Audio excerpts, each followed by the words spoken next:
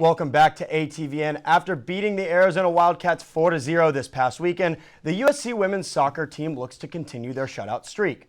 There's no pressure. I mean, it's going to come a point where we're going to get scored on. It's going to happen. But at the same time, we need to stay disciplined in the small things and limit opportunities. And if we do that well enough, then, hey, maybe it's another shutout.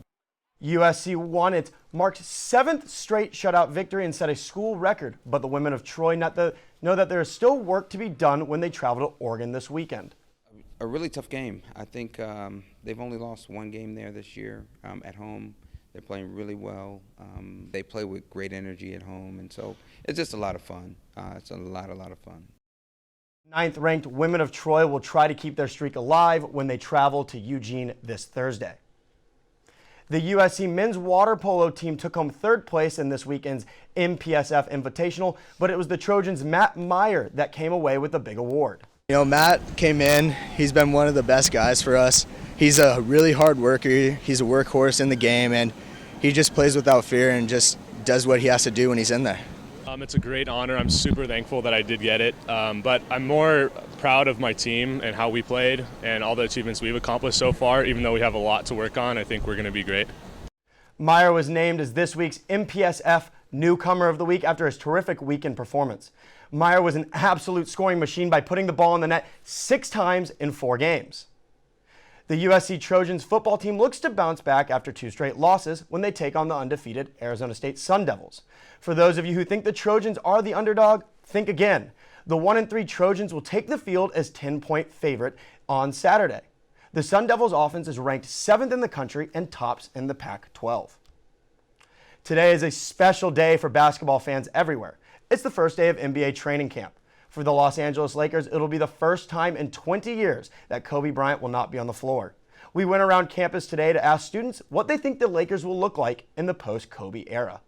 It's kind of scary, you know, that we're going into this year without Kobe Bryant, and we don't know where we're going to be at the end of the year because, you know, we're not going to make the playoffs, that's for sure. I think D'Angelo Russell has the most potential to grow and to be kind of like the next Kobe player of the Lakers, obviously not as good. I'm kind of excited to see who takes up that mantle as the best player because even in his kind of last years, Kobe was still the most dominant player on the court.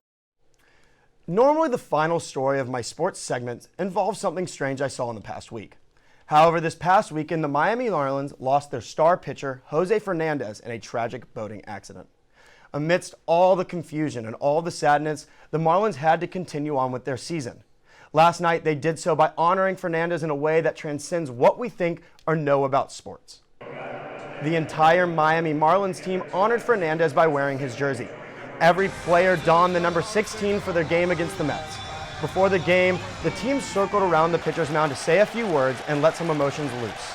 It was an incredible tribute, but nothing will beat the moment when Marlins second baseman Dee Gordon took the first at-bat of the game. Gordon to right, it's deep, and it's gone! Dee Gordon has hit it out, and the Marlins have a 1-0 lead.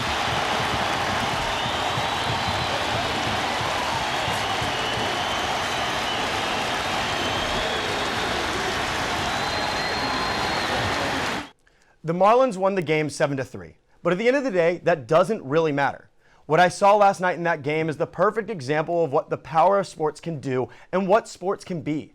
It is more than just winning or losing. It is more than winning championships. This team came together as a family during their darkest times and stood by each other when they needed it most. The passing of Jose Fernandez is a tragedy and he will be missed. But the way the world supported the Marlins is why sports are so meaningful and why they are so impactful. Guys, 24 years old, I woke up to this news on Sunday just absolutely stunned. A horrible loss, but what an amazing way this team rallied around each other to support each other. Yeah, you know, Jeff, I think you said it totally right. Sports is so much more than the wins and the losses. It's about the families and the people involved. Absolutely.